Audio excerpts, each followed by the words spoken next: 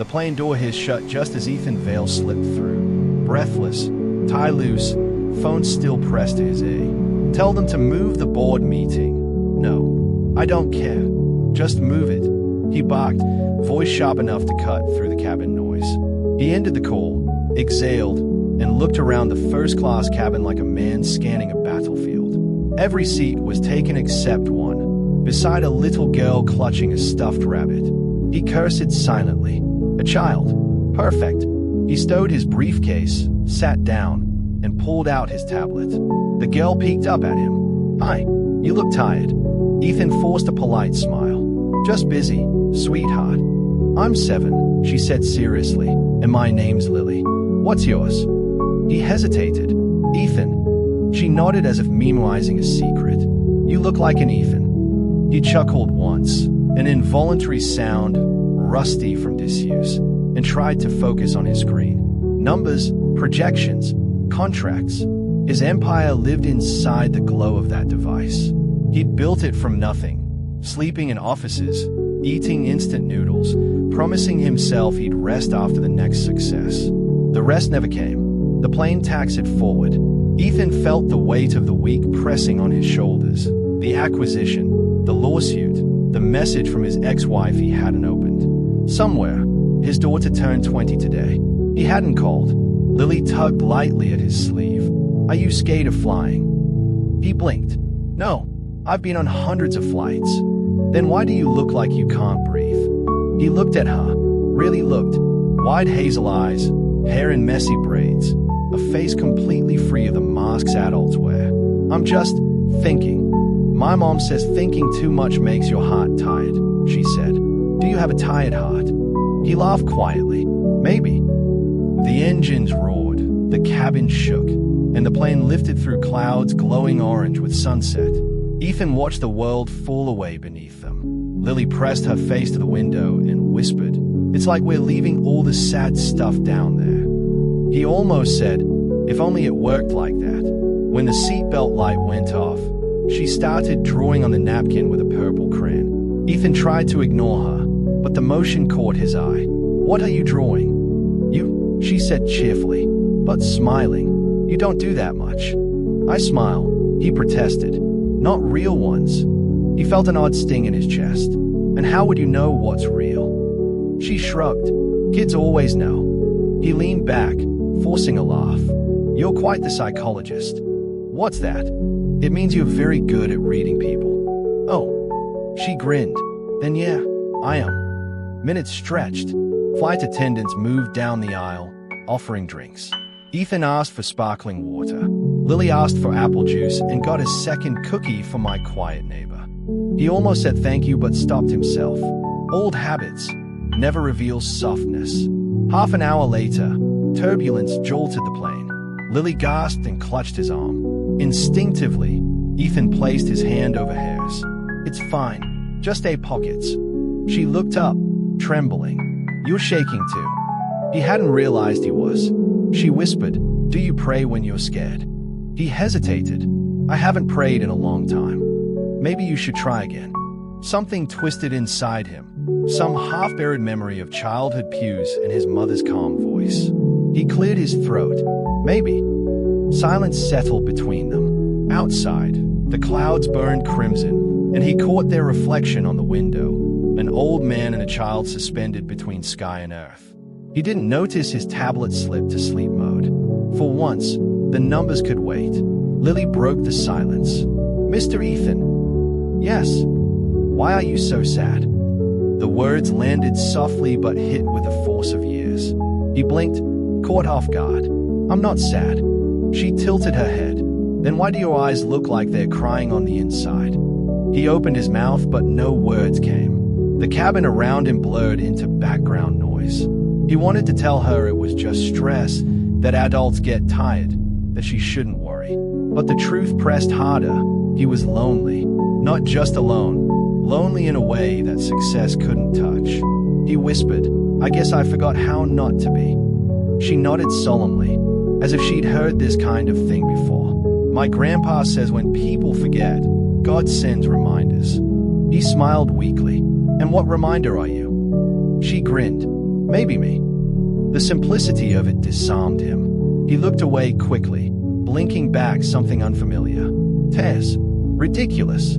She went back to her drawing, humming a tune. Ethan stayed at the seat back screen, blank. His reflection stayed back, eyes rimmed red. He hadn't cried in 20 years, not even when his wife left. He called it strength. Maybe it was just numbness. The pilot's voice crackled through the intercom, announcing mild turbulence ahead. The plane dipped slightly, and Lily's crayon rolled onto the floor. Ethan bent to pick it up. The heads almost bumped. She laughed, a bright, ringing sound that felt like sunlight. "You're funny," she said. He shook his head. "No one's called me that in a long time." "Well, maybe they forgot too." He studied her, trying to understand how someone so small could make the air around him feel lighter. He wanted to ask where her parents were, why she was traveling alone, but he hesitated, afraid of the answer, afraid of caring. Lily yawned, resting her head on the window. "You can sleep too, you know." "I don't sleep much." "Then maybe that's why you're sad." He chuckled softly. "You're very wise for 7. She smiled with closed eyes. "That's what Mom says, when she's not too tired." He frowned slightly. "She works a lot." "She's sick," Lily murmured, half asleep. "But she says I shouldn't worry because God is still painting her story." Ethan felt something break quietly inside him.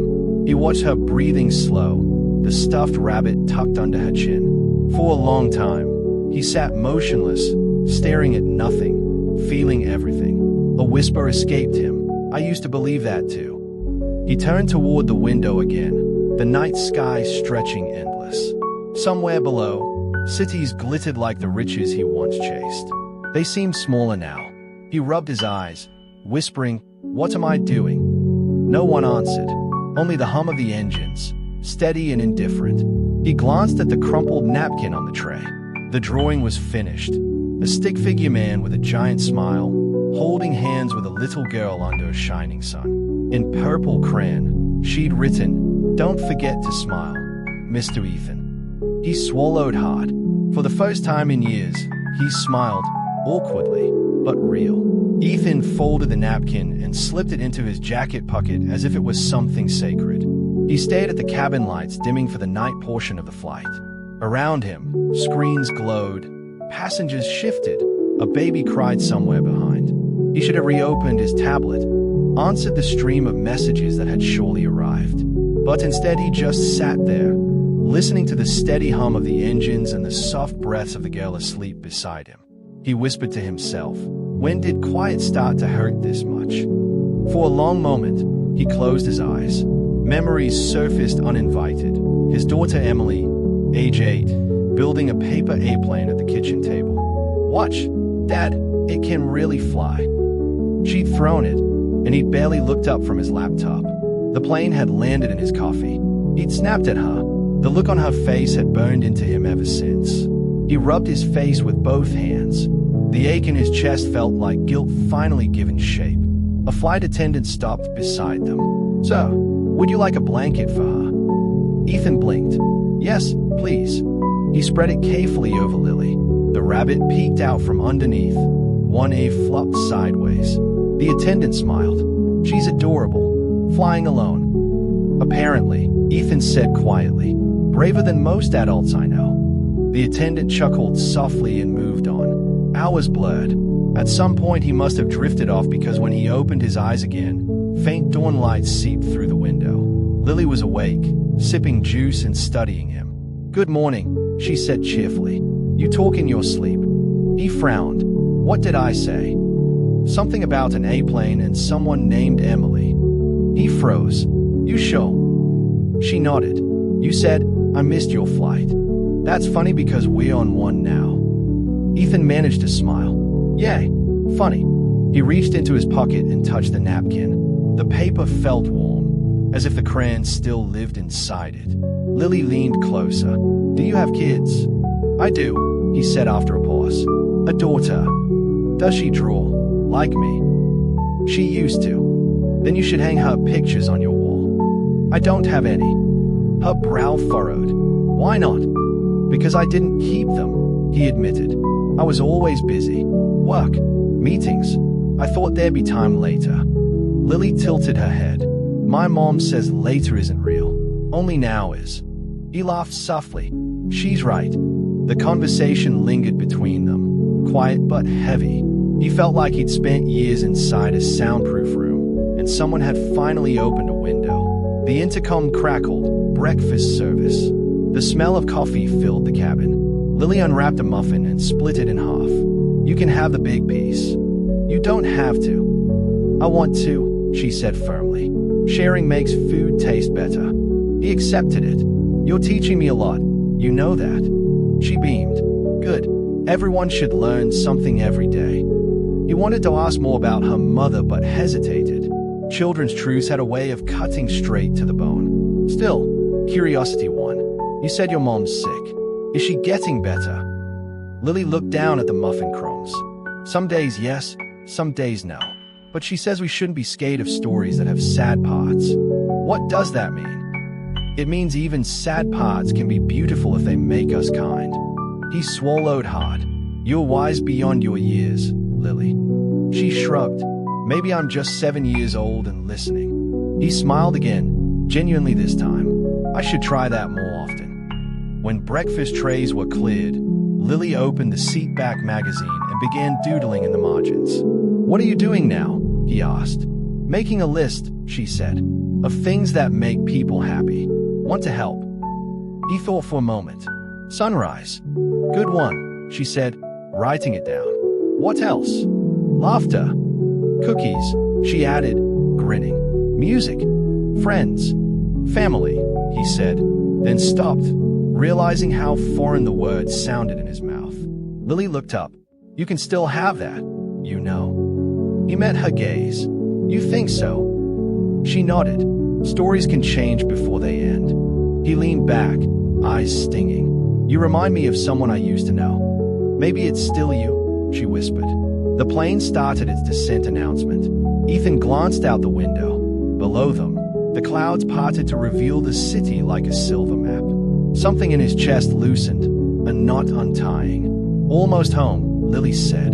He murmured, maybe for the first time. When they landed, passengers unbuckled and scrambled for bags. Lily struggled with her rabbit and backpack. Ethan helped her, handing the stuffed toy carefully. Thank you, she said, for not being too busy to talk. He smiled. Thank you for reminding me how. The escort arrived to take her. Before she left, she pressed another folded paper into his hand. This one's special. Don't open it till you're really ready. He nodded. Promise. She waved as she disappeared up the aisle. Ethan sat there long after everyone else had gone, staring at the empty seat. Finally, he unfolded the note. Inside was a single sentence in purple crayon. If you can see the sun, you can start again. He read it twice, then pressed it to his heart. Outside, the airport buzzed with morning life. His phone vibrated. Messages from his assistant, his lawyers, reporters. He ignored them. For the first time in years, he didn't rush. He walked slowly through the terminal, people flowing around him like water. Every face looked different now. Real, human. He heard laughter, arguments, greetings, and for once, none of it annoyed him. He stopped near a window where sunlight poured in. He pulled the napkin and the note from his pocket, placing them side by side. Two small pieces of paper, yet somehow heavier than everything he owned. He whispered to himself, maybe that's what wealth really looks like. His phone buzzed again. This time, it was Emily, just her name on the screen. He hesitated, thumb hovering. For a heartbeat, he almost let it ring out of habit. But Lily's voice echoed, stories can change before they end. He pressed accept. Hi, Dad, came the uncertain voice on the other end. He swallowed. Hi, sweetheart. A pause. I wasn't sure you'd pick up. I wasn't sure either, he admitted. But I'm glad I did. They talked awkwardly at first. Weather, work, the usual safe subjects. Then she said, I'm visiting Mom this weekend. You could come if you want. His throat tightened. I'd like that very much. After the call, he just stood there, smiling through tears he didn't hide. People hurried past, oblivious. The world hadn't changed. but somehow he had. He whispered, "Thank you, Lily." For the rest of that morning, Ethan walked through the city as if he was seeing it for the first time. The same streets he had rushed through for years now looked almost fragile in the early light.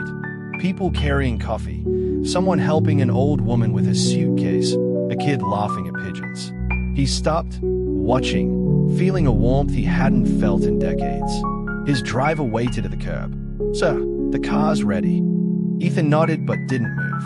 "Let's walk today." The driver blinked. "Walk, sir?" "Yes, I think I've forgotten how." He slipped his phone back into his pocket before it could ring again. For once, no agenda, no meeting. Just the city breathing around him. By noon, he found himself outside a small cafe he used to visit in his 20s, back when his dreams still felt like possibilities instead of prisons. He stepped inside. The smell of roasted beans, chatter, soft music. It hit him with nostalgia so sharp it almost hurt. He ordered black coffee and sat by the window. When the barista brought it, she smiled. "Rough morning." He smiled back. "Actually, good morning. First one in a long time." She laughed. "That's rare around here." He sipped his coffee slowly. Across the street, a mother held her child's hand, crossing carefully. The sight made him think of Lily again, her tiny hand clutching his during turbulence. The courage in that small gesture still amazed him. He whispered, "You said if I can see the sun, I can start again." The reflection in the window stayed back, tired, but not empty anymore. He pulled out his phone and called his assistant. "Cancel the rest of my week." A pause. "All of it, sir?" "Yes. Tell the board I'm taking some time off." "They'll ask why." "Tell them I remembered something important." He hung up before questions could follow. For the next hour, he just watched people. He realized that for years he had looked at everyone as data, customers, investors, employees, but never as people with stories. Now every face looked like a chapter he wanted to read. Later that day, he visited his company headquarters out of habit. The glass tower gleamed in the sunlight, proud and cold. He stepped inside. Employees froze when they saw him without entourage. "Good morning, Mr. Vale," someone stammered. He nodded. "Morning. Carry on." He rode the elevator alone to his floor. When the doors opened, his assistant almost dropped a stack of papers. "Sir, we didn't expect you." "I won't be long."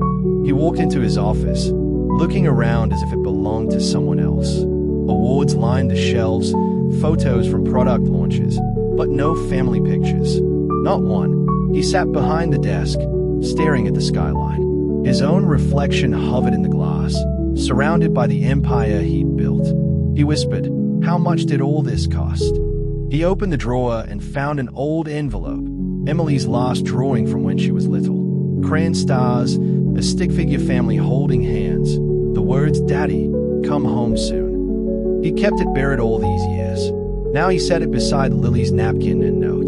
The contrast hit him, the past and present, two children telling him the same truth. He had left himself behind. The door creaked.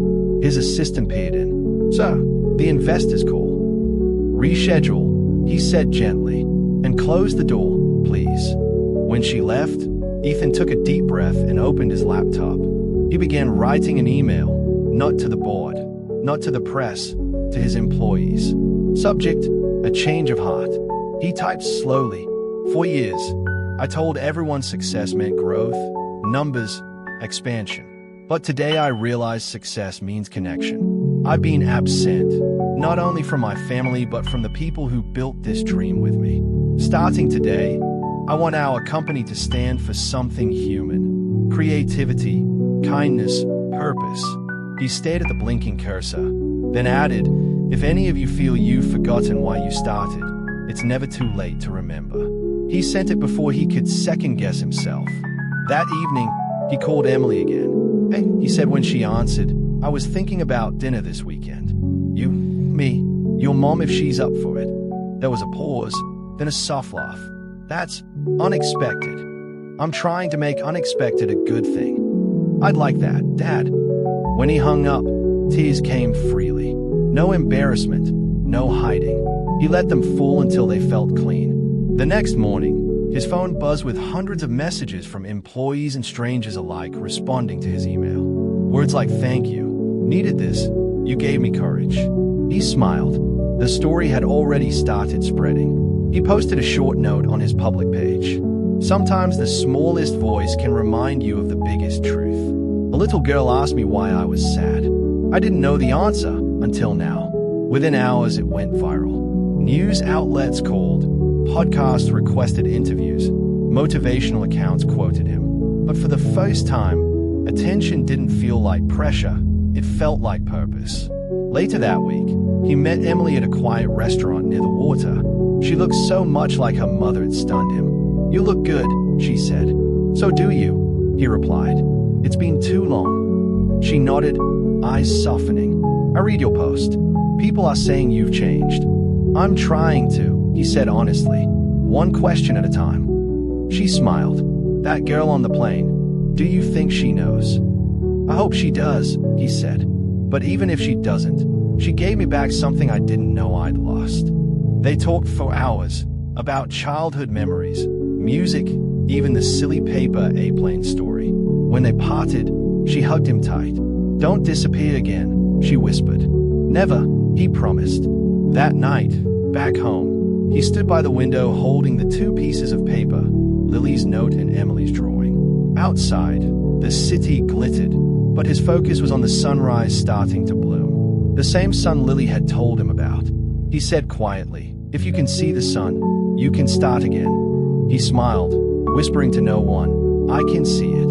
He took a deep breath, feeling peace where there had been only noise. Weeks passed, and something inside Ethan kept unfolding, slowly, quietly, like a flower that had been waiting for years to bloom. He no longer woke up to a dozen missed calls or endless notifications. Now he woke up to the sound of his own breathing, the smell of coffee he brewed himself, and the light crawling across his apartment wall. He'd begun walking to work instead of being driven. Sometimes, he stopped to buy bagels from the same vendor every morning.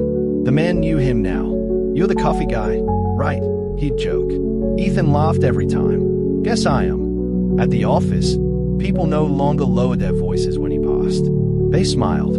They spoke to him like he was one of them, not some unreachable figure behind glass. He started holding open meetings where anyone, intern or executive, could share ideas. He told stories, not strategies. And each time he spoke, he saw it. People listening, not because they had to, but because they wanted to. One afternoon, after a meeting about a new charitable program, his assistant approached.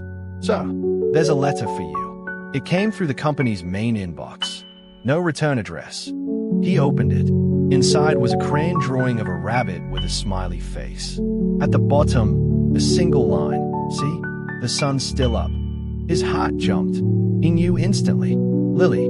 There was no contact number, no address, just that one sentence.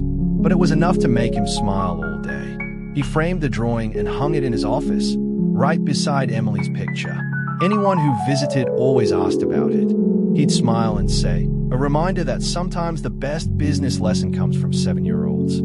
That night, he found himself on his apartment balcony, phone in hand, scrolling through messages from strangers around the world. People wrote things like, "Your story made me call my dad," and "I finally forgave myself after losing my mom." Some wrote that they'd started charities or small projects because of his post. He whispered to the stars, "You did that, Lily. You did that." One evening, Emily visited. She brought photo albums, dusty and full of old pictures. They sat on the couch flipping through them. Birthdays, beaches, Christmas mornings. "You used to smile like this all the time," Emily said, pointing to a picture of him holding her as a baby. "I think I forgot how," he admitted. She nudged him gently. "Then I guess you're relearning." "I guess I am." A silence fell, comfortable and warm. Then she asked, "Do you ever think you'll see her again? The girl from the plane?"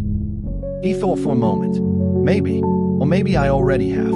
Every time I look at someone." Emily smiled softly. "That's kind of poetic, Dad." He chuckled. "I had a good teacher." A week later, Ethan gave a talk at a youth conference. The hall was packed, young entrepreneurs, students, dreamers. The stage lights were bright, But this time, he didn't hide behind a script. He just spoke from his heart. He began with, "A little girl once asked me why I was sad. I didn't have an answer then, but I do now. I was sad because I forgot what mattered." The audience leaned in. "I thought success was about how high you climb, how much you own, how many people know your name. But what good is a view from the top if you can't share it with anyone?" That little girl didn't have money or status. She had crayons and a stuffed rabbit. Yet she reminded me of something priceless. That connection, real, human connection, is the only thing that makes us rich. A young man raised his hand. "So, what did you do after that flight?" Ethan smiled. "I started again. I made phone calls I should have made years ago. I listened. I said sorry. And I tried to live the kind of life my daughter and that little girl would be proud of." The hall was silent for a beat, then erupted in applause. Ethan didn't beam with pride. He just nodded, humbled. When the noise quieted, he added, "If you take one thing from my story, let it be this. You don't have to wait for a wake-up call at 30,000 feet. You can change right now, wherever you are." He paused, looked straight into the cameras filming him, and said, softly but clearly, "If you can see the sun, you can start again." The crowd rose to their feet. Later that night, he uploaded a short video version of that speech on his personal channel. The title read, "The Question That Changed My Life." He ended the video not with flashy edits or music, but with his real voice, saying, "If you're watching this, maybe it's your turn to start again." If this story moved you, share it, comment with your own story, and subscribe so we can keep spreading these moments of light. The world needs them, and maybe you do, too. He smiled right into the lens before it faded to black. Days later, the video exploded online. Millions of views, endless comment from people sharing their own moments of rediscovery. Some said they called their parents. Others quit jobs that were draining their souls. Some just said they cried and felt lighter. Ethan didn't chase the numbers this time. He read each message slowly, sometimes crying himself. For once, it wasn't about reach, it was about impact. Then, one morning, his assistant knocked on his door again. "Sir, there's someone here to see you." She said she doesn't have an appointment. Ethan frowned slightly. "Who is it?" The assistant smiled. "A young girl, with a rabbit." He froze, heart racing. "Send her in."